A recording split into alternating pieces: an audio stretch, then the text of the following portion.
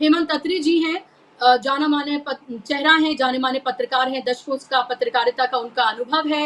हेमंत अत्री जी, बहुत बहुत स्वागत, आपका इस्तकबाल। और अब से कुछ ही देर में मेरे साथ doctor Lakshman Yadav, political analyst, भी मेरे साथ जुड़ जाएंगे। मैं टीम से कहूंगी कि उनसे कांटेक्ट करें। हेमंत जी, सबसे पहले मेरा आपका सवाल, हम प्रधानमंत्री ने क्या कहा, किस तरह की भाषा का इस्तेमाल किया, क्या वो एक प्रधानमंत्री के तौर पर वो बोल रहे थे या प्रचार मंत्री के तौर पर बोल रहे थे?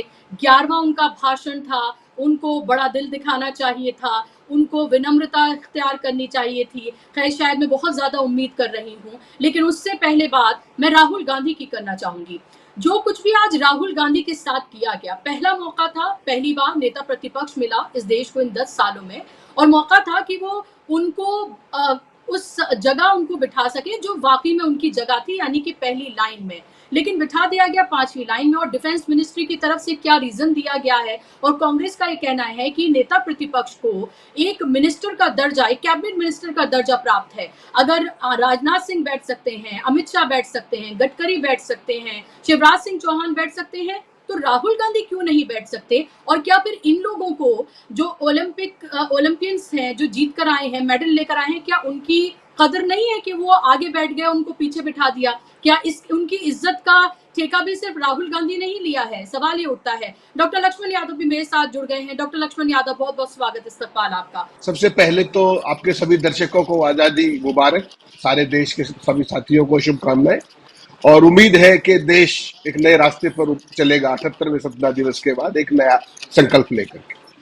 आपने बड़े वाजिब सवाल उठाए हैं, और उन वाजिब सवालों के पीछे एक पृष्ठभूमि है। आज नरेंद्र मोदी जी ने 11वीं बार झंडा फहरा दिया लाल किले के ऊपर, और वो ऐसा करने वाले केवल तीसरे व्यक्ति हैं। इससे पहले नेहरू जी थे, उससे पहले इंदिरा जी थी, उसके बाद माननीय मोदी जी। लेकिन मोदी जी के जो जितने भी जो भाव भंगिमाएं थी, आपने सारी देखी होंगी, उनकी जो भाषा थी, और वो 103 मिनट बोले आज लाल किले की प्राचीर से, 103 मिनट, और 11 सालों में ये उनका सबसे बड़ा भाषण था। तो अब सवाल ये उठता है कि वो 130 मिनट बोले, लेकिन उन्होंने कहा क्या? महत्वपूर्ण तो कहा क्या है ना, कंटेंट क्या? तो कंटेंट के अंदर वही सारी घिसी-पिटी बातें, जिसके अंदर आमतौर पे क्या होता है कि जो प्रधानमंत्री जब बोलता है लाल किले की प्राचीर से, तो उसकी बातों का एक वजन होता है, और उसकी बातों में एक विजन भी होता है। वजन कि पिछली बात जो कही थी उनका क्या हुआ, और आगे का उनका क्या विजन है। ये दो चीजें बहुत महत्वपूर्ण है जो प्रधानमंत्री बोलते हैं। आज के भाषण में आपने देखा होगा कि वो एकदम बिल्कुल स्कैटर्ड था, जो मर्जी आए जिस तरीके से, और कोई भी फोकस्ड अप्रोच, और ना कोई बहुत बड़ी घोषणा कर पाए, एक्सेप्ट फॉर सेइंग कि हम एमबीबीएस की 75,000 सीटें और बढ़ा देंगे, और वही रटा रटाया जुमला कि 2047 में विकसित भारत। वो विकसित भारत के कंट्यूर्स क्या है, उसकी परिकल्पना क्या है, वो आज तक देश में इस मोदी के अलावा किसी को नहीं पता, या उनके जो ये चेले जो बैठे अगली रो में, उसके अलावा किसी को नहीं पता उसका विकसित भारत। तो जो 75,000 जो एमबीबीएस की सीटें बढ़ाने की बात है, वो तो आपने नीट की परीक्षा का परिणाम देख लिया होगा और हाल भी देख लिया होगा। अगर ऐसे ही नीट की परीक्षा और ऐसी एमबीबीएस करनी है, तो फिर तो मोदी जी को मुबारक। बेसिक तंत्र को सुधारे बिना जिस तरीके का कुछ भी हवा में फेंक देना, वो इंफ्रास्ट्रक्चर की क्या स्थिति है, मेडिकल कॉलेज की क्या स्थिति है, वहां पर फैकल्टी है या नहीं है, क्वालिटी ऑफ एजुकेशन क्या है, उस सब का कोई मतलब नहीं है। बस कह दिया 75,000 बढ़ जाएंगे, संख्या वॉल्यूम के ऊपर जोर रहता है मोदी जी। ये एक शुरुआती वो है। उसके बाद जो आपने महत्वपूर्ण सवाल उठाया कि 11 साल में पहली बार देश को लोकसभा में विपक्ष का नेता मिला है, तो मोदी जी के लिए भी और लोकतंत्र के लिए भी ये एक बहुत अच्छी बात होती कि, क्योंकि देखिए लोकतंत्र का चेहरा कब पूरा होता है, एक तरफ पक्ष और एक तरफ विपक्ष, और दोनों साथ दिखे तो वो लोकतंत्र की पिक्चर पूरी होती है।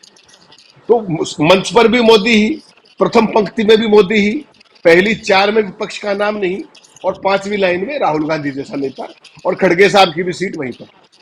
बहुत साफ मतलब है कि एक खास तरह की कुंठा है कि देखिए विपक्ष तो कहीं है ही नहीं।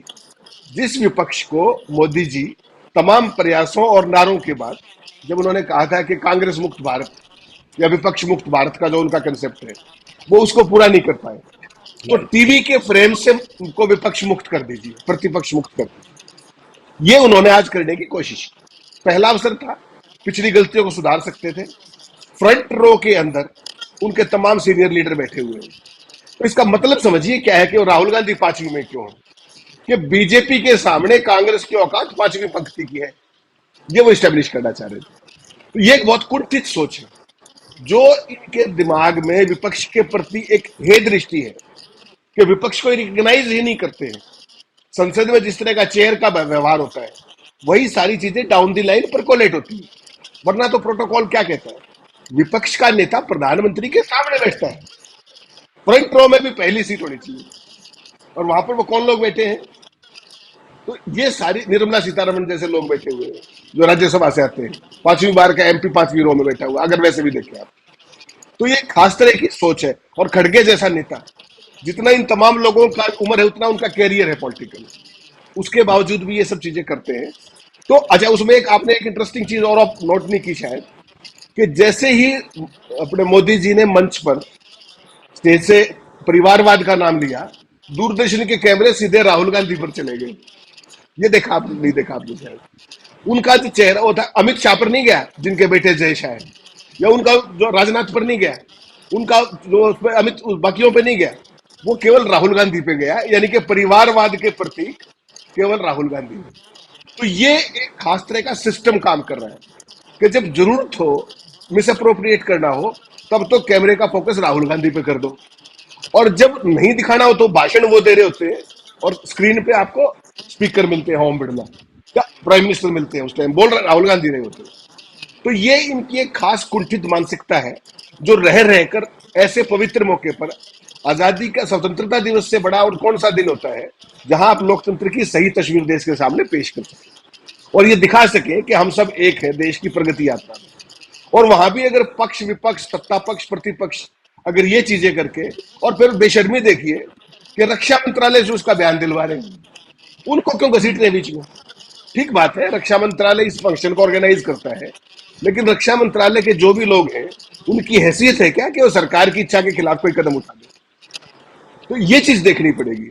आज की तारीख में भी जब आजादी की जो 78वां जन्म वो था, राहुल गांधी को पांचवी उसमें बिठा करके राहुल को छोटा नहीं किया, जो आप सवाल कर रहे थे कि उनका कद छोटा किया, सरकार ने मोदी जी का कद छोटा किया है, पूरे सत्ता पक्ष का कद छोटा किया है कि देखिए वो विपक्ष को सहन ही नहीं कर सकते, विपक्ष का सामना नहीं कर सकते, और संसद में नहीं, संसद के बाहर भी, और इस तरह के राष्ट्रीय पर्वों के अंदर भी। ये बहुत ही खराब प्रेसिडेंट है, और मोदी जी को ये बात समझनी चाहिए कि राहुल गांधी विपक्ष के नेता है, ये अगले 5 साल की सच्चाई है। इसको जितना जल्दी हजम कर लेंगे वो अच्छा होगा, वरना हम दुखी रहेंगे, कुंठित रहेंगे। दूसरी जो सबसे महत्वपूर्ण बात है कि जो ओलंपिक के खिलाड़ी थे, मैं तो कहता हूं ओलंपिक चैंपियंस को सबसे आगे बिठाते हैं ना, कहां दिक्कत थी उसमें, पूरे जितने भी प्रतिभागी थे सबको बुलाते। तो उनमें केवल 2 ही सीटों की ऐसी दिक्कत थी कि उनको 5वीं रो में शिफ्ट किया गया, और वो 2 सीट कौन सी थी, राहुल गांधी और खड़गे की। ये इनकी मानसिकता दर्शाता है। सारा मामला केवल क्या है कि हम ही हम हैं, चाहे संसद की बात हो, चाहे सार्वजनिक समारोह की हो, चाहे राष्ट्रीय पर्व की बात हो, ये इनका बौनापन दिखाता है, बौद्धिक दिवालियापन दिखाता है, छोटी सोच दिखाता है, और ये भी दिखाता है कि ये किसी के साथ समायोजन कर नहीं सकते, संसद के अंदर भी और संसद के बाहर भी। ये जो चीज है आज का आजादी के दिन इस तरह की चीज करना, ये एक बहुत ही खराब प्रेसिडेंट है, ये एक बुरा उदाहरण है। सरकार को आने वाले टाइम में इससे सीख लेनी चाहिए। मकसद बिल्कुल साफ है, और प्रधानमंत्री जी कोई भी बात छुपा करके नहीं कहते, बाकायदा खोल कर कहते हैं। जो आज वो सेक्युलर सिविल कोड लेकर के आए हैं, उसको भी बिटवीन द लाइंस पढ़ने की कोशिश कीजिए, और उससे पहले तो तमाम बातें। मेरे तो एक बात समझ में नहीं आती कि जैसा बताया कि इस देश की आजादी के आंदोलन में कहीं इनके पूर्वजों का किसी का कोई मतलब था नहीं, कोई वास्ता नहीं था, कोई इनका कोई फ्रीडम फाइटर नहीं था। चिंता तो एक दूसरी है कि जिस पार्टी के मन में दंगा हो और हाथ में तिरंगा हो, ये पूरा देश पिछले 3-4 दिन से लगातार देख रहा है।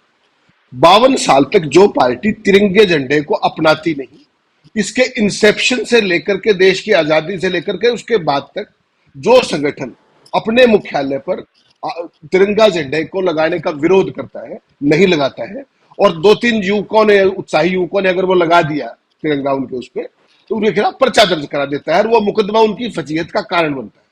ये सारे देश ने देखा। उसके बाद कल का दिन बड़ा इंपॉर्टेंट था। कल मुझे कई चीज जगह मैंने देखा, कल इन्होंने पूरे देश में विभाजन विभीषिका दिवस मनाया। विभाजन कैसे हुआ था बुशरा जी? विभाजन के इस देश के अंदर दो खलनायक थे। एक खलनायक को हम सब जानते हैं, जिसको मोहम्मद अली जिन्ना कहा जाता है, कि भाई उन्होंने उसको करवाया। लेकिन आपको क्या लगता है कि जो श्रीमान सावरकर साहब थे, उन्होंने 1923 में पहली बार दो राष्ट्र का सिद्धांत नहीं दिया था क्या? वो किन के पूर्वज थे, किन के पुरखे थे? आज भी सावरकर का नाम लेते ही मिर्चें किसको लगती है? माफी मीर कहते ही किसका मिर्चें लगती है?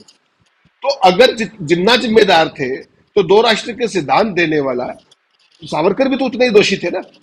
तो उनके जिनके वो पूर्वज थे, वो आज विभाजन विभीषिका दिवस मना रहे हैं।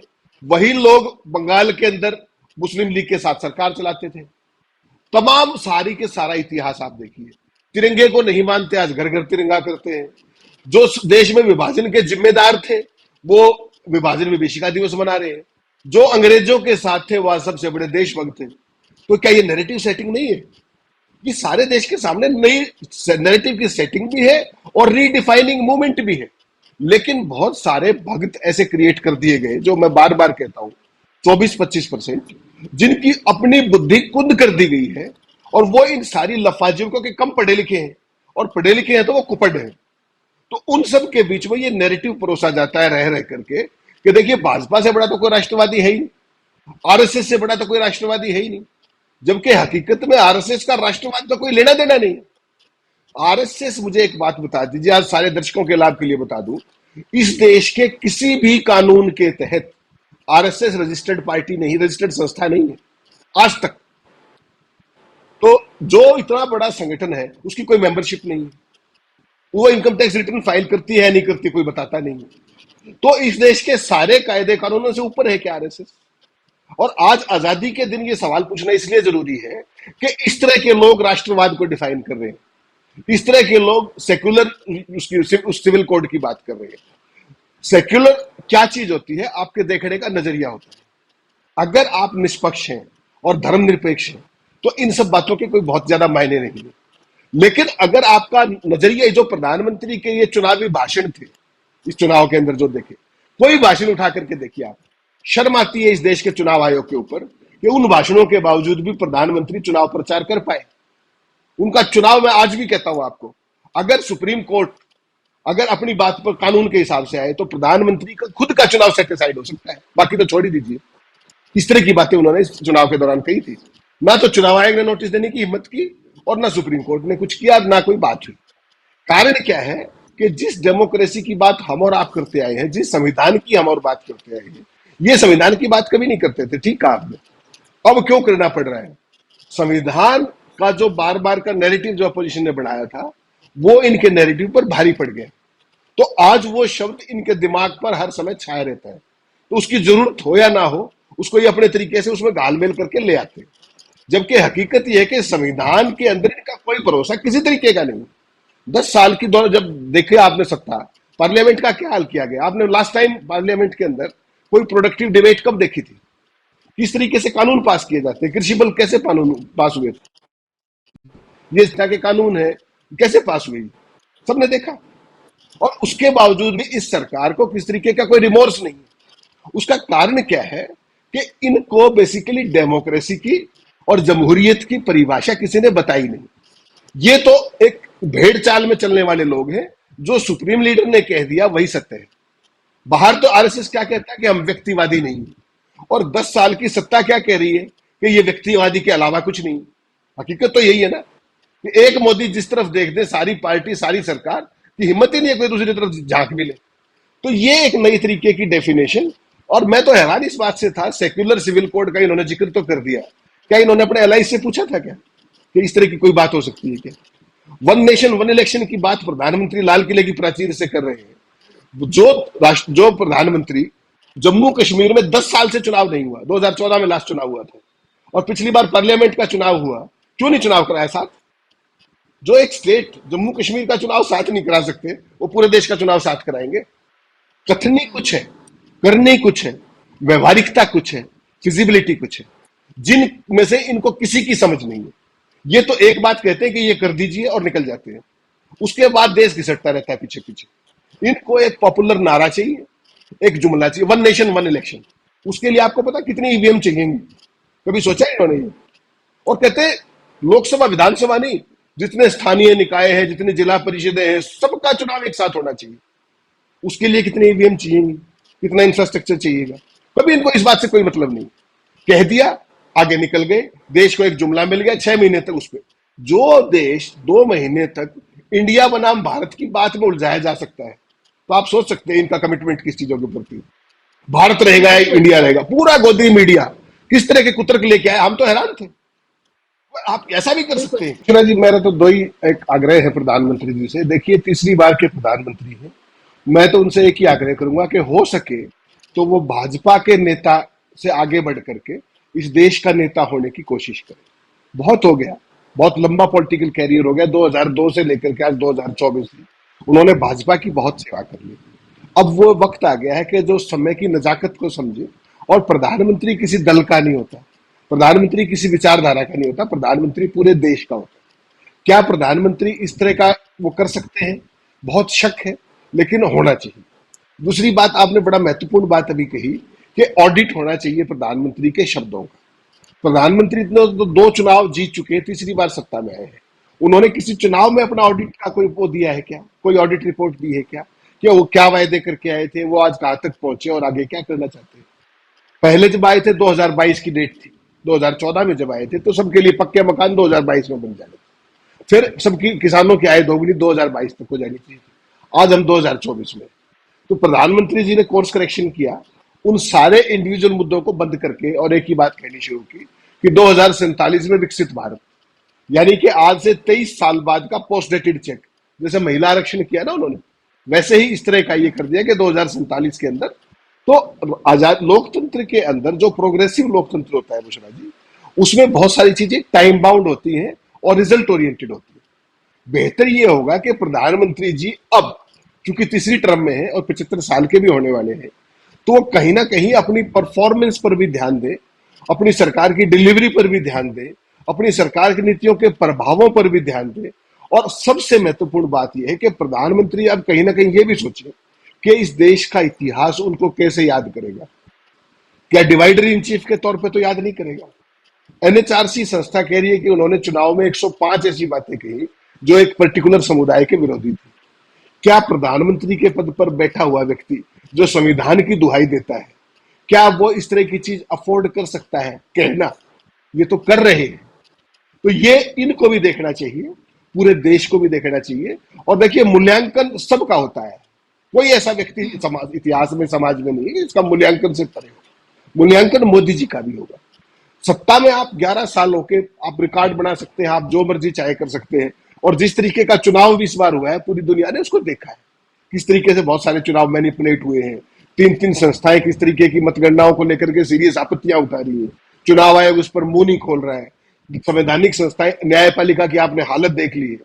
तो कुल मिला के ये डेमोक्रेसी पर भी देश के लोगों को सोचना चाहिए कि 78वीं आजादी की सालगिरह पर क्या हम वास्तव में आजाद हैं? क्या हमारे पूर्वजों ने इसी आजादी के लिए कुर्बानियां दी थी, या एक वही विचारधारा जिसने सदा से इस देश में जो 1923 से लेकर के आज 2024 की बात करें 101 साल से, उनका पूरा मूल मंत्र ही डिवीजन का रहा है। और अगर आज वही देश के सारे सिस्टम को रीडिफाइन कर रहे हैं, तो इस देश के प्रबुद्ध वर्ग को सोचना पड़ेगा कि हमारी पीढ़ियों का क्या होगा। वो उसी पंक्ति के साथ कि लम्हों ने खता की, सदियों ने सजा पाई। आज वो समय आ गया है कि देश का हर समझदार व्यक्ति ये सोचे कि प्रधानमंत्री क्या वायदा करके आए थे। लोकतंत्र is all about democracy, delivery. अगर डिलीवरी नहीं है तो उसका कोई मतलब नहीं है, अगर वायदों को आप खरा नहीं उतरते उसका कोई मतलब नहीं है। तो वो सारी चीजें मोदी जी पीछे छोड़ आए हैं। उम्मीद कर रहा हूं, ज्यादा उम्मीद है, और मुझे पता है उस उम्मीद का होने भी क्या होने वाला है। लेकिन मोदी जी के लिए भी ये समय है कि वो भाजपा के नेतृत्व से आगे जाकर के हो सके तो इस देश के बारे में सोचें। पार्टियां बनती रहती हैं, आती रहती है, जाती रहती है, व्यक्ति भी आते जाते रहते हैं। आज जिस तरीके से वो परिवारवाद का आरोप ऐसे पवित्र दिन पे लगा रहे थे, भ्रष्टाचार की जो बात कर रहे थे, आपको जान के हैरानी होगी कि भ्रष्टाचार की जो वो आदमी बात कर रहा है जिसकी पार्टी ने दुनिया के सबसे बड़े घोटाले, इलेक्ट्रल बॉन्ड, गैर कानूनी कानून के तहत अरबों रुपए का चंदा लिया, और वो लाल किले की प्राचीर से भ्रष्टाचार की बात कर रहा है। और देश के जितने भ्रष्टाचारी थे वो सारे अपनी पार्टी में ला चुके हैं। तो ये जो जिस तरह की वो है, ये सारे देश के लोगों को समझनी चाहिए। और मैं तो यही उम्मीद करता हूं कि ये देश एक प्रोग्रेसिव डेमोक्रेसी बने और इस तरह की जो डिविजनरी चीजें हैं उनसे बचना चाहिए, सरकार को भी, लोगों को भी और समाज को भी। ऐसा मेरा मानना है।